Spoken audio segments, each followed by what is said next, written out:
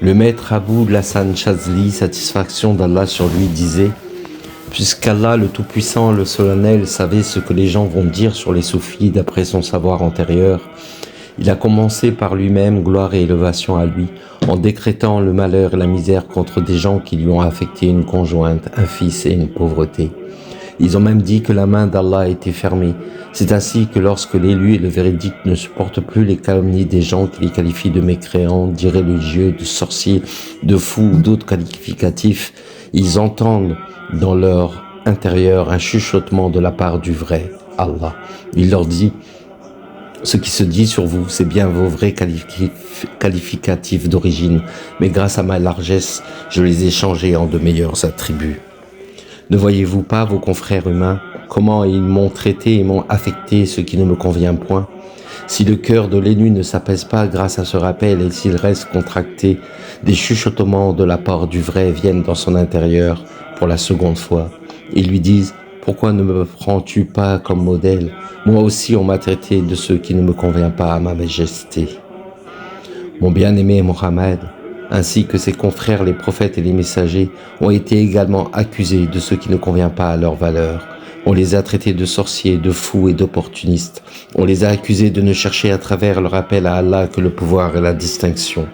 Regardez, chers confrères, comment le vrai, le glorieux, le Très-Haut a soigné son prophète Mohammed, prière et salut d'Allah sur lui, lorsqu'il en avait assez des mécréants et de leurs paroles.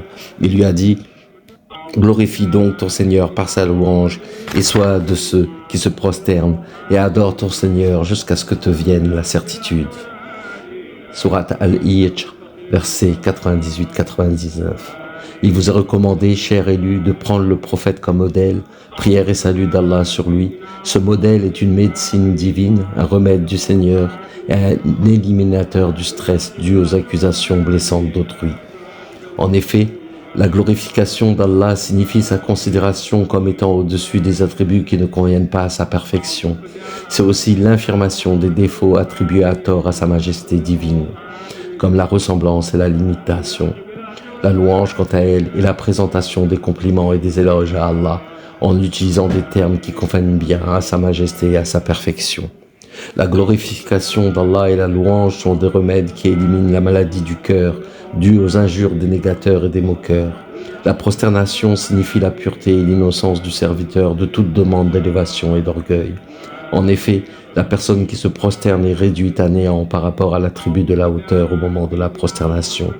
Voilà pourquoi il faut dire lors de la prosternation: gloire à mon Seigneur le Très-Haut, louange à lui. Quant à l'adoration, désignée par le verset coranique suivant, et adore ton Seigneur jusqu'à ce que te vienne la certitude, c'est une démonstration de la bonne intention et un éloignement par rapport à la recherche du pouvoir. C'est un signe de l'anéantissement du serviteur par son entité et par ses attributs. Voilà ce qui implique obligatoirement l'acquisition des habits de la proximité, de l'élection de la puissance et du rapprochement d'Allah, désigné par le verset coranique suivant: mais prosterne-toi et rapproche-toi. Surat Al-Alaq, verset 19.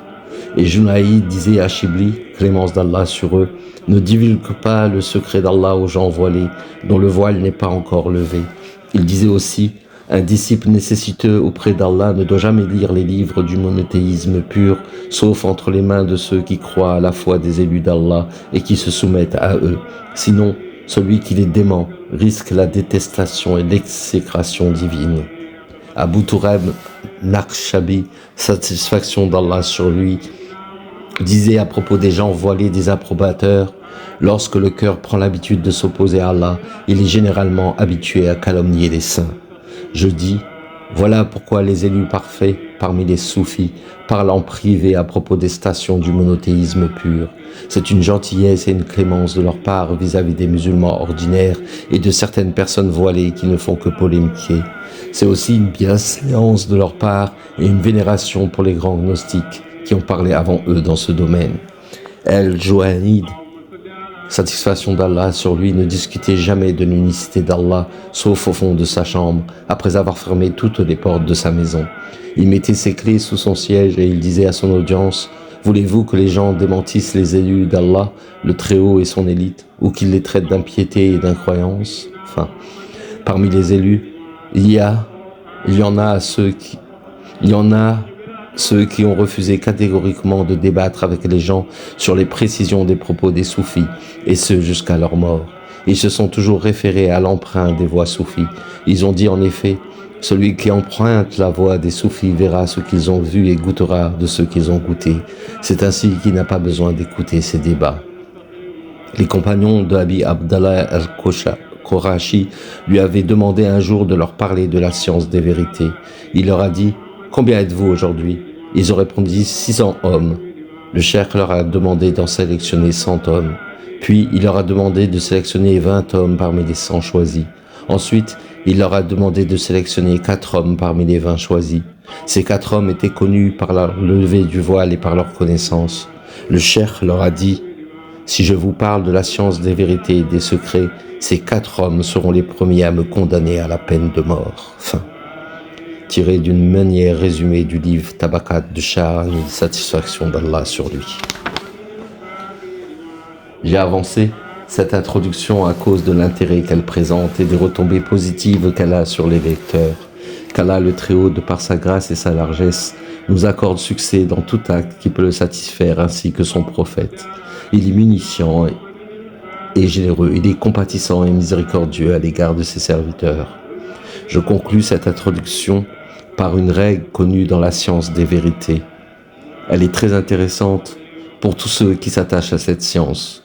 Je dis qu'Allah m'accorde le succès, il est le guide vers le droit chemin grâce à sa faveur divine. Sachez, chers confrères, que chaque art parmi les arts de la science a besoin de règles qui le régissent.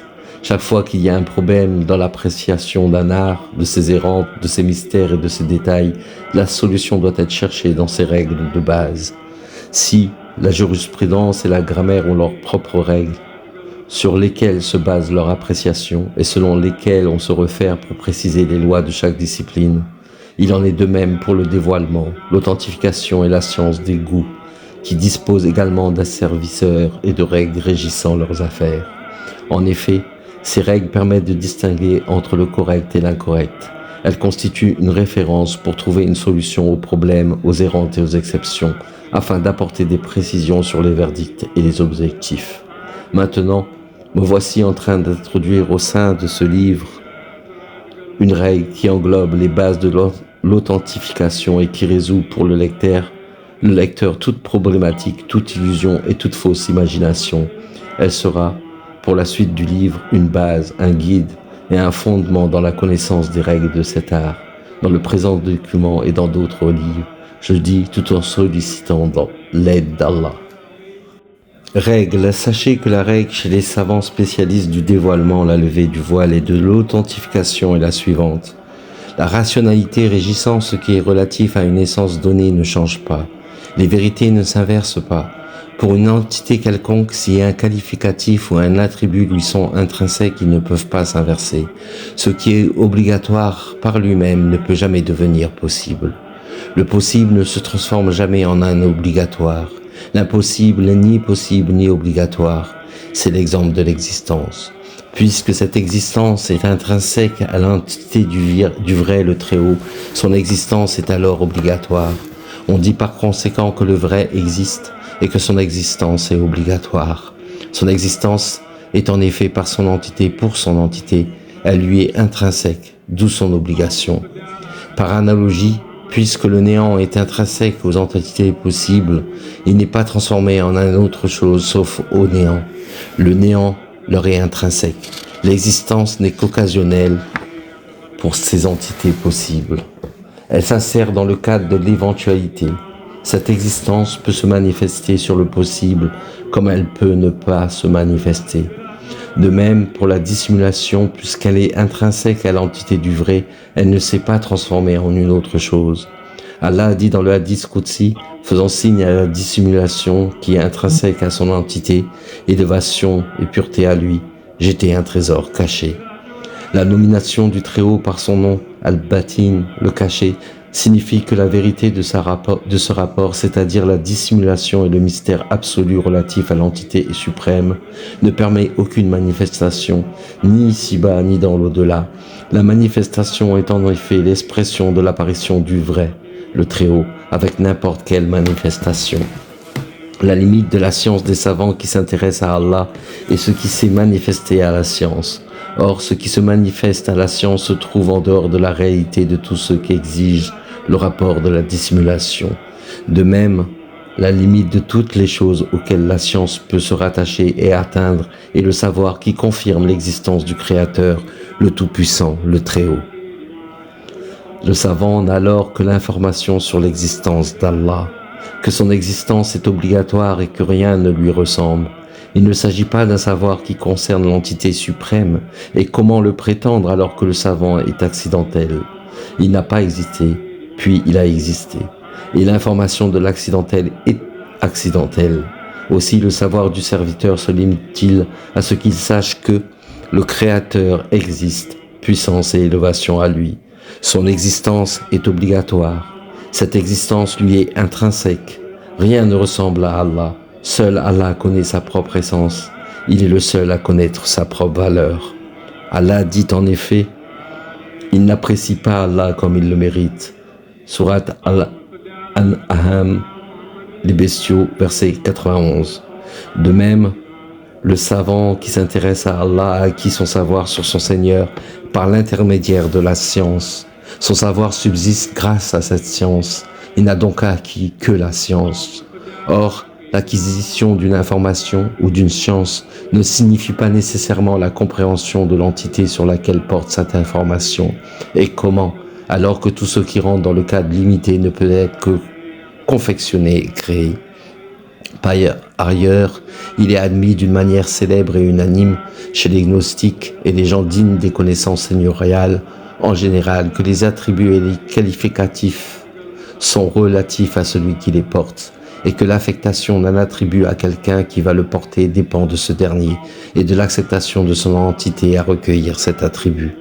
Et puisque le vrai, le glorieux, le Très-Haut s'élève indéfiniment au-dessus de toute conception portant sur l'essence de sa vérité, alors l'affectation d'attributs et de qualificatifs qui puissent le convenir ne peut pas être de même type que celle relative à sa créature.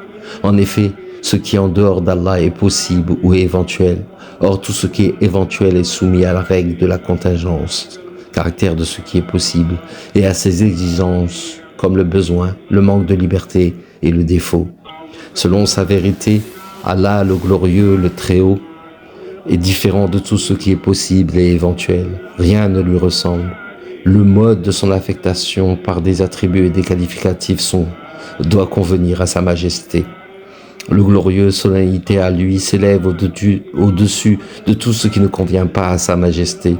L'affectation d'attributs et de qualificatifs à une entité dont l'existence est possible doit être considérée selon cet être existant et selon l'aspect qu'il requiert et qui doit lui convenir.